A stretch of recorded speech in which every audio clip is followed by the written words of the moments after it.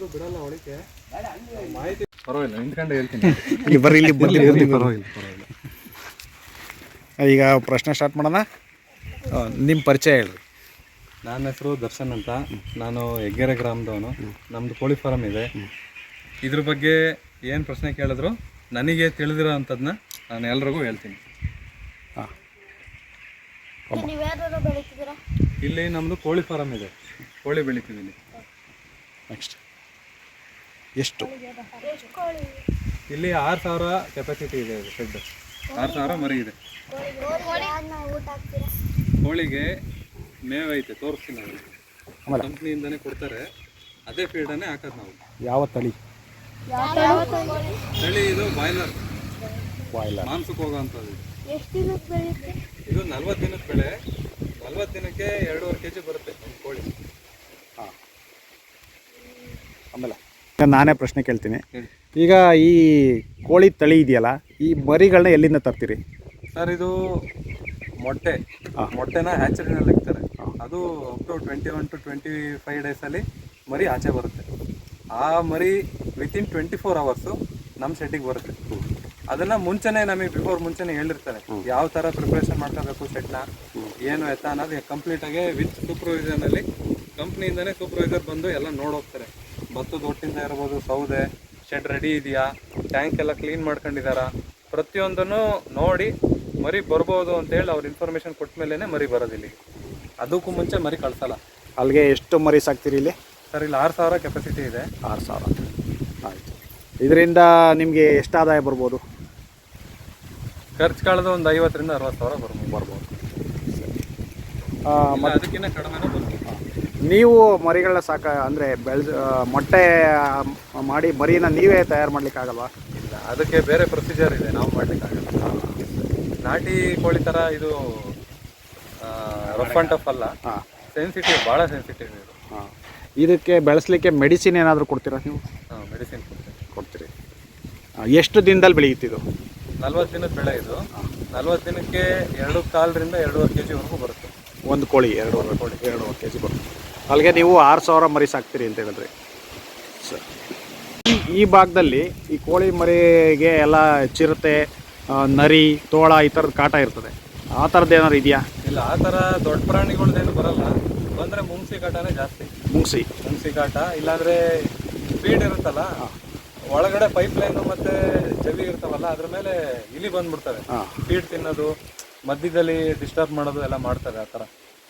ಸರಿ. ಈಗ ಕೋಳಿ ತೋರಿಸ್ತೀರಾ ನಮಗೆ?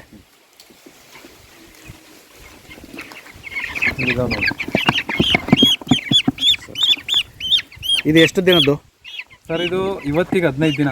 15 ದಿನ ಅಂತ. ಅರ್ಧ kg ಇದೆ ಇದು. 15 ದಿನ. 15 ದಿನದ ಮರಿ 1/2 kg ಇದೆ. ನಮಗೆ ಹ್ಯಾಚರಿಯಿಂದ ಅಂದರೆ ಮರಿ ಕೊಡ್ತಾರಲ್ಲ, ಅವಾಗ ಇದೊಂದು ಮರಿ 40 to 50 ಗ್ರಾಮ್ ಇರುತ್ತೆ. ಮೇಡಮ್, ಇದು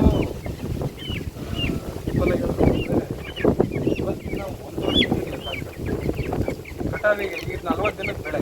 ಈಗ 1.5 ತಿಂಗಳಿಗೆ ಎಷ್ಟು ಡಿಮ್ಯಾಂಡ್ ಬರುತ್ತೆ? ಈಗ ಅಟ್ ಪ್ರೆಸೆಂಟು 50 to 60 ರೂಪಾಯಿ ಇದೆ ಒಂದು ಮರಿ ಅಟ್ ಪ್ರೆಸೆಂಟ್.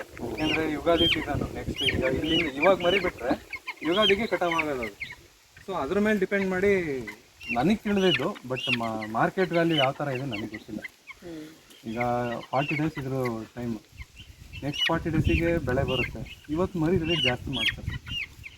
ಮಾರ್ಕೆಟಿಂಗ್ ಎಲ್ಲ ಎಲ್ಲಿರುತ್ತೆ ಸರ್? ಮಾರ್ಕೆಟಿಂಗ್ ನಾವು ಟೈಅಪ್ ಮಾಡ್ಕೊಂಡಿದ್ದೀವಿ ಕಂಪ್ನಿ ಜೊತೆ. ಅವರೇ ಬಂದು ಎಲ್ಲ ಲಿಫ್ಟ್ ಮಾಡ್ತಾರೆ. ಅಂದರೆ ಇದು ಮಾರಬೇಕಂದ್ರೆ ಅವರು ಕಂಪ್ನಿಯವ್ರ ಜೊತೆಯಲ್ಲಿ ಸೈನ್ ಮಾಡಿರ್ತಾರೆ. ಅವರು ಬಂದು ಇದನ್ನು ತಗೊಂಡೋಗ್ತಾರೆ. ಇದಕ್ಕೆ ಮಾರುಕಟ್ಟೆ ಅಂತ ಇಲ್ಲಿ ಸದ್ಯದಲ್ಲಿ ಎಲ್ಲೂ ಈ ಕಡೆಯಲ್ಲಿ ಇಲ್ಲ. ಆಯಿತಾ? ಬರುತ್ತೆ. ಹೆಂಗೆ ಅಂದರೆ ಇದು ಸೆನ್ಸಿಟಿವ್ ಇರೋದ್ರಿಂದ ನೀರು ನಾವೆಷ್ಟು ಶುದ್ಧವಾಗಿರೋ ನೀರು ಕುಡಿತೀವೋ ಅಷ್ಟೇ ಶುದ್ಧವಾಗಿರೋ ನೀರು ಕೊಡಬೇಕು.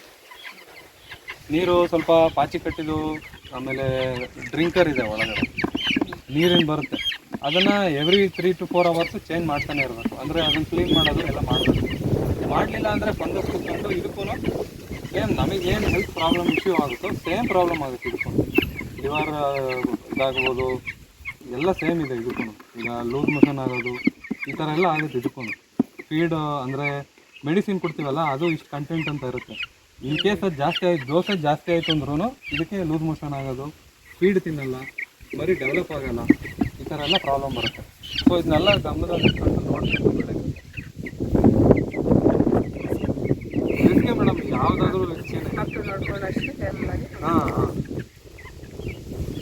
ಇದು ಚಿಕ್ಕ ಮರಿ. ಇದು ವೀಕ್ ಆಗಿದೆ ಆ್ಯಕ್ಚುಲಿ. ಇದು 15 ದಿನದ ಮರಿನೇ, ವೀಕ್ ಆಗಿದೆ. ಇದು ತಿನ್ನಲ್ಲ, ಮೇವು ತಿನ್ನಲ್ಲ. ಇದು ಇರೋದೇ ಹಿಂಗೆ, ಬೈ ಬರ್ತಿಂದನೂ ಹಿಂಗೆ ಇರೋದು. ಇದು ಈಗ 6000 ಮರಿ ಅಂದರೆ 6000 ಮರಿನೂ ಇದೇ ಥರನೇ ಇರೋಲ್ಲ. ಹೌದು. ಎಲ್ಲವೂ ಒಂದು ವೀಕ್ಸ್ ಇರುತ್ತೆ, ಒಂದು ಹ್ಯಾಂಡಿಕ್ಯಾಪ್ ಇರುತ್ತೆ, ಒಂದು ಸರಿ ಮೇವು ತಿನ್ನಲ್ಲ, ಒಂದು ಬೈ ಬರ್ತಿಂದನೇ ಪ್ರಾಬ್ಲಮ್ ಬಂದಿರುತ್ತಲ್ಲ. ಈಗ ನಮಗೆ ಹೆಂಗೆ ಹ್ಯಾಂಡಿಕ್ಯಾಪ್ ಇರ್ತಾರೆ, ಕಣ್ಣು ಆಗಿರೋದು, ಕಾಲಿದಾಗಿರೋದು, ಆ ಥರ ಎಲ್ಲ ಇರ್ತಾರೆ. ಇವತ್ತೆಲ್ಲ ಹೊಡೆದಾಕೋದು ಸಾಯ್ತು, ಅವ್ನು ಇಟ್ಕೊಳಲ್ಲ. ತಗೊಂಡೋಗ ಸುರ್ಕೊಂತೀವಲ್ಲ, ನಮಗೆ ಗೊತ್ತಾಗಲ್ಲ. ಆಫ್ಟರ್ 10 ಡೇಸೇ ನಮಗೆ ಗೊತ್ತಾಗೋದು ಹ್ಯಾಂಡಿಕ್ಯಾಪ್ ಯಾವುದಿದೆ, ವೀಕ್ಸ್ ಯಾವುದಿದೆ ಅಂತ ಹೇಳಿ. ವಿತಿನ್ 20 ಡೇಸು ಅದನ್ನು ನಾವು ಐಡೆಂಟಿಫೈ ಮಾಡಿ ಅದನ್ನು ಸಪ್ರೇಟ್ ಮಾಡ್ತೀವಿ. ಇನ್ ಕೇಸ್ ಇದೇನ, ಈಗ ಇದು ಮರಿ ಚೆನ್ನಾಗಿದೆ ಇದು ಆ್ಯಕ್ಚುಲಿ. ಈಗ 40 ಡೇಸ್ವರೆಗೂ ಇದು 1.5 kg ತಗೋಬೋದು ಅಷ್ಟೇ ಮ್ಯಾಕ್ಸಿಮಮ್ ವೇಟ್. ಸೊ ಇಂಥವನು ಇಟ್ಕೊತೀವಿ. ತೀರಾ ಕಡ್ಗಣಿಸೋ ಅಂಥವನು ಇರ್ತವೆ. ಅಂಥವನ್ನ ಸೂಪರ್ವೈಸರು ಡೇ ಬೈ ಡೇ ಬರ್ತಿರ್ತಾರೆ, ಸೂಪರ್ವಿಷನ್ ಇರುತ್ತೆ, ಅವರು ಸಾಯಿಸ್ತಾರೆ ಇವನ್ನ, ಬಿಡಲ್ಲ. ಬೇರೆ ಕೋಳಿಗಳು ಈಗ ಅಲ್ಲಿ ನೀವು ಆಹಾರ ಏನು ಕೊಡ್ತೀರಿ ಇದಕ್ಕೆ? ಸರ್, ಇದಕ್ಕೆ ಕಂಪ್ನಿಯಿಂದನೇ ಫೀಡ್ ಬರುತ್ತೆ. ಅದು ನಂಬರ್ ವೈಸಲ್ಲಿ ಫೀಡ್ ಕೊಡ್ತಾರೆ. ಬಿಟ್ಕೊಡಿ ಸರ್, ಬನ್ನಿ ಎಲ್ಲರೂ ನೋಡಿ. ಇದು ಕಂಪ್ನಿಯಿಂದ ಕೊಡೋ ಫೀಡು. ಜೋಳ ಅವರು ಏನೇನು ಮಿಕ್ಸ್ ಮಾಡ್ತಾರೋ ಗೊತ್ತಿಲ್ಲ, ಮ್ಯಾಕ್ಸಿಮಮ್ ಜೋಳನೇ ಇರುತ್ತೆ ನಾವು ನೋಡೋ ಐಟಮಲ್ಲಿ. ಮುಸ್ಕಿನ ಜೋಳ ಪೌಡ್ರ್ ಆಗಿರುತ್ತೆ ಸರ್ ಇದು. ಇದು ಈಗ ಹೆಂಗೆ ರಾಳಿದೆ, ಇದು ಆ್ಯಕ್ಚುಲಿ ಇಲ್ಲಿದೆ ನೋಡಿ, 2 ನಂಬರ್ ಅಂತ ಇದೆ. ಇದು 2ನೇ ನಂಬರು, ಅಂದರೆ 10 to 20 ಡೇಸಿಗೆ ಕೊಡುವಂಥ ಫೀಡ್ ಇದು. ಈಗ at present 15 days age. So ನಮಗೆ 2 ನಂಬರ್ ಮೆಸೇಜ್ ಫೀಡ್ ಬರ್ತಾ ಇದೆ. ನೆಕ್ಸ್ಟು 3rd ನಂಬರ್ ಬರುತ್ತೆ. 3rd ನಂಬರ್ ಅಂದರೆ ಈಗೇನು ನೀವು ಜೋಳ ನೋಡ್ತಿದ್ದೀರಾ, ಇದು ಇದಕ್ಕಿಂತ ಸ್ವಲ್ಪ ಡಬಲ್ ಆಗಿರುತ್ತೆ, ಸೈಜ್ ದೊಡ್ಡದಾಗುತ್ತೆ. Next after 30 days 4th number ಬರುತ್ತೆ. ಅದು ಇದಕ್ಕಿನ್ನ ಜಾಸ್ತಿ ರಾಳಾಗಿರುತ್ತೆ, ದಪ್ಪ ಬರುತ್ತೆ. ಈಗ ಜೀರ್ಣಿಸ್ಕೊಳಕ್ಕೆ ಆಗ ಥರ ಅದ್ರ ಮೇಲೆ ಹೋಗುತ್ತೆ. ಈಗ 1st ನಂಬರು, ಈಗ ಏನು ಇಲ್ಲಿ ಪೌಡ್ರ್ ನೋಡ್ತಾ ಇದ್ದೀರಾ, ಈ ಪೌಡ್ರ್ ಮಾತ್ರ ಬರುತ್ತೆ. ಈ ಜೋಳ ಐಟಮ್ ಬರಲ್ಲ. ಜೋಳನೇ ಬಂದಿರುತ್ತೆ, ಬಟ್ ಫುಲ್ಲು ರವೆ ಥರ ಇರುತ್ತೆ. ಅದು ಜೀರ್ಸ್ಕೊಳ್ಳೋ ಶಕ್ತಿ ಬೇಕಲ್ಲ. ಚಿಕ್ಕ ಮಕ್ಕಳಿಗೆ ಮೇಡಮ್ ಅದು 10 ಡೇಸಿಗೆ ಒಂದ್ಸಲ ಚೇಂಜ್ ಆಗುತ್ತೆ. 10 to 12 days, 20 to 22 days, 30 to 32 days number wise change ಆಗುತ್ತೆ.